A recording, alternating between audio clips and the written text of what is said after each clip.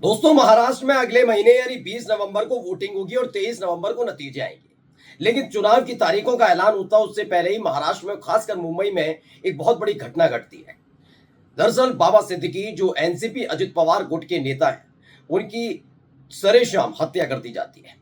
उन शूटर्स में 3 शूटर बताए जाते हैं, जिसमें से 2 को गिरफ्तार भी कर लिया जाता है और एक फरार बताया जाता है। लेकिन उसके बाद सोशल मीडिया पर 2 तरह की थ्योरी काम करने लगती है।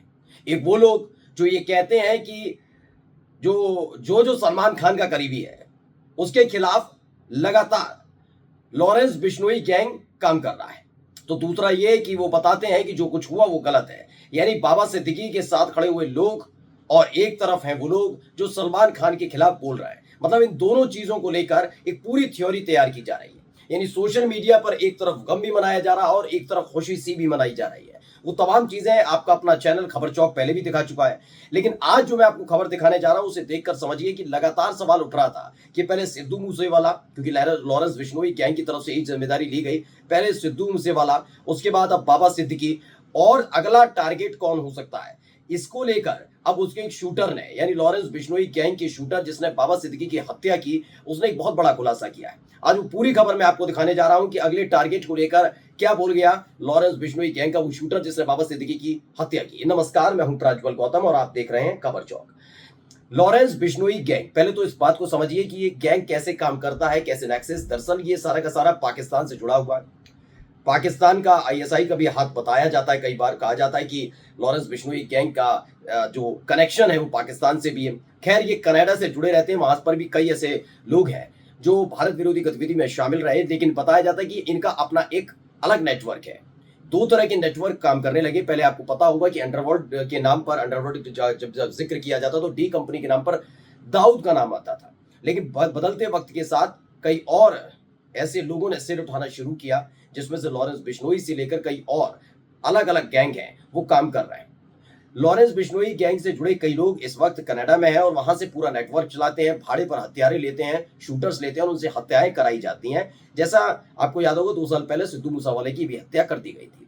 वो सारी चीज आपको पता है। अब जो दूसरी चीज मैं आपको बता रहा हूं वो ये कि फिलहाल लॉरेंस बिश्नोई जेल में बंद है, गुजरात की एक जेल में बंद है। लेकिन सवाल उठता है कि लॉरेंस बिश्नोई जब जेल में बंद है तो ये सब कैसे कर दिया जाता है। दरअसल लॉरेंस बिश्नोई खुद नहीं करता। खबर यह है कि वो उसके जो अपने पुराने साथी हैं वो वहां से बैठकर ये सारा चीजें तय करते हैं। लेकिन लॉरेंस बिश्नोई का ये नेटवर्क, लॉरेंस बिश्नोई का ये संदेश कैद से कनाडा तक पहुंचता है, ये एक जांच का विषय है, जिसको बहुत पहले सिद्धू मूसेवाला की हत्या के वक्त ही डिकोड कर लेना चाहिए था। लेकिन अभी तक ये चीजें नहीं खुल पाई। अब इन सब के बाद क्योंकि बाबा सिद्दीकी की हत्या हुई और बाबा सिद्दीकी के लिए कहा जाता रहा कि बाबा सिद्दीकी पर कई आरोप भी लगे थे, कई चीजें भी थी, लेकिन खास बात ये थी वो राजनीति में तो थे ही थे, बॉलीवुड से भी उनका तगड़ा कनेक्शन था। सलमान खान के अच्छे दोस्त, सलमान शाहरुख की दोस्ती कराने वाले बाबा सिद्दीकी, ये तमाम चीजें। अब इन सब के बीच पहले मैं आपको वीडियो दिखाने जा रहा हूं कि बाबा सिद्दीकी की जिस शूटर ने हत्या की वो क्या कुछ कहता है, पहले सुनिए उनको।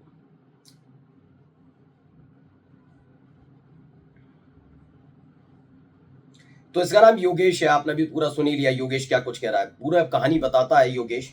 वो मैं आपको थोड़ा सा विस्तार वो से तो पहले एक बार सुनवा कुछ देता लोग हूं। बीच में आ रहे हैं तो फिर कुछ ना कुछ तो होगा ही। वो कोई बाबा सिद्दीकी कोई सही आदमी थोड़ी नहीं था। उसके ऊपर मकोका का केस लगा हुआ है। अब आम आदमी पे तो मकोका का केस लगेगा नहीं। और बताते हैं वो उसके दाऊद से भी कनेक्शन था। तो ऐसे लोगों को चिन्हित कर रखा है क्या पहले हाशिम बाबा की गैंग में। इस बारे में तो सर मैं हकीकत बात बताऊं तो सारी जानकारी होती है और मिल जाती है। जैसे कि किसी की भी जानकारी निकालना। जैसे कि कैसे निकल अरे क्या कहते हैं, ये फ़ोन चल रहा है, नेट है, गूगल है, सारी चीज़ें मिल जाती हैं। मतलब देखिए, दाऊद के कनेक्शन का जिक्र करना। डिटेल पूरी निकालनी पड़ती है। जी हाँ। क्या पैसे की कोई डिमांड होती है? नहीं, पैसे की कोई बात नहीं। पैसे ही तो आगे देखा जाए कैसे रेकी करते हैं ये भी बता रहा है। अगला निशाना तो देखो, हम तो जा रहे हैं जेल। अब पता नहीं कौन क्या कर रहा है और कैसा क्या होगा, इस बारे में मुझे जानकारी नहीं है। तो आपने अभी सुना, ये योगेश है संपर्क इसी ने गोली चलाई थी और कई राउंड गोलियां चली थी बाबा सिद्दीकी पर। मेरा दो तो तीन कोई जो संपर्क शूटर्स था थे ही उसमें से नहीं। एक शूटर ये योगेश भी है जिसे गिरफ्तार किया गया और उसके बाद बकायदा पुलिस की मौजूदगी में एक प्रेस कॉन्फ्रेंस टाइप की कर रहा था, खुद ही कर रहा था। कोई ना वो कोई पत्रकार आता सवाल जाता पूछ रहता रहे हैं, है। आराम से जवाब देता है, बताता है कि और लोग- हाशिम बाबा गैंग से जुड़ा हुआ है। गैंग बहुत ये बड़ी बताता है कि किस तरीके से इसके अपराध की दुनिया में इसने कदम रखा और उसके बाद कैसे ये जुड़ता सोच से चला ज्यादा गया, ही कुछ होंगे। लोगों से कांटेक्ट हुआ, फिर वो वहां पर मुंबई गया, तमाम चीजें हाँ। बताई। लेकिन आखिरी बात जो उसने कहा, एक बार भी दरकिनार नहीं किया। उसने कहा कि अगला टारगेट कौन होगा ये तय होगा, यानी तय कहां से होता है ये बताना और जानना बहुत जरूरी है। देखिए क्या लिखा हुआ है। अविरल सिंह है, उन्होंने लिखा बाबा सिद्दीकी कोई अच्छा आदमी थोड़े था। पुलिस के joint operation Lawrence Bishnoi Hashim Baba gang का शूटर योगेश मथुरा से पकड़ा गया। मथुरा से जब ये पकड़ा गया तो इसने कई सारी चीजें बोली हैं और एक एक चीज को अगर आप डिकोड करते चले जाएंगे तो इसका मतलब अभी भी कई बड़ी घटनाओं को अंजाम देने की तैयारी में ये पूरा का पूरा गैंग है। मैं पहले अपने चैनल पर खबर चौक पर पहले एक बात स्पष्ट कर दूं कि कई जगह मैं देख रहा हूं और तमाम जगह आपत्तियां भी और होनी भी चाहिए। उनका कहना है बिश्नोई गैंग। बिश्नोई गैंग कभी भी नहीं हो सकती। लॉरेंस बिश्नोई गैंग एक सही शब्द है क्योंकि बिश्नोई समाज से जुड़े लाखों लोग हैं और सब कोई लॉरेंस बिश्नोई के लिए काम नहीं करते हैं। इसीलिए किसी एक समाज, किसी एक जाति को पूरी तरह से बदनाम करना क्योंकि उनकी जाति का एक लड़का गैंगस्टर है तो गलत है। इसलिए अगर आप नाम लेना चाहते हैं तो लॉरेंस बिश्नोई गैंग का नाम लेना चाहिए, ना कि बिश्नोई गैंग का। अब आप समझिए कि सलमान खान के साथ अदावत कहां से शुरू हुई लॉरेंस बिश्नोई की। दरअसल बिश्नोई समाज के लिए काला हिरन बेहद महत्वपूर्ण माना जाता है। वो उसे पूजते हैं, वो उसे मानते हैं। जैसे हमारे यहाँ इष्ट देव के तौर पर होता है, ऐसे ही बिश्नोई समाज के लिए सबसे पवित्र और सबसे पावन और सबसे पूजनीय माना जाता है काला हिरन। आपको याद होगा कि हम साथ साथ हैं कि शूटिंग चल रही थी राजस्थान में और उसी वक्त एक खबर भी निकल कर आई थी जिसमें सोनाली बेंद्रे, तब्बू, सैफ अली खान, सलमान खान, इन सब पर एक आरोप लगा था कि ये सब शिकार करने जाते हैं और उसमें सलमान खान ने काला हिरन का शिकार कर दिया था। काला हिरन के शिकार के मसले को लेकर कई सालों तक उन पर केस भी चला। बात यह है कि चूंकि बिश्नोई समाज काला हिरन को पूजता है, ऐसे में लॉरेंस बिश्नोई लगातार तब से ही सलमान खान को धमकी देता हुआ है। लगातार धमकी देना, रेकी कराना, एक बार तो रेकी भी कराई गई थी, कैसे फार्म हाउस कितने बजे जाते हैं, क्या करते हैं सलमान खान, ये तमाम चीजें हो रही थी।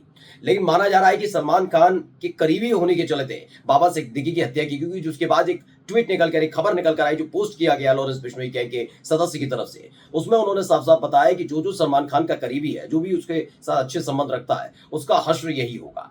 इस तरह की शब्दावली का इस्तेमाल किया गया और इसके बाद अब इस व्यक्ति का एक पूरा डेटा आ जाना है, अपनी तरफ से बयान देकर बताना, इनका ये कहना इस योगेश नाम के शूटर का कि इसको कैसे करके बताया गया है कि बाबा सिद्दीकी क्या था, बाबा सिद्दीकी पर क्या मकूका लगी हुई थी, बाबा सिद्दीकी क्या करते थे, ये तमाम चीजें बाबा सिद्दीकी के लिए इतनी जानकारी जुटा कर देना या माइंड वॉश करना, ये तमाम चीजों की पहले जांच होनी चाहिए कि किस तरीके से लॉरेंस बिश्नोई गैंग काम करता है, कैसे इन लड़कों के को माइंड वॉश किया जाता है और उसके बाद इन तमाम चीजों के लिए तैयार किया जाता है। लेकिन जाते जाते फिर मैं कहूंगा कि जो लॉरेंस बिश्नोई गैंग के शूटर योगेश ने कहा अगला टारगेट कौन, तो क्या वाकई अगले टारगेट की तैयारी है क्या? नमस्कार।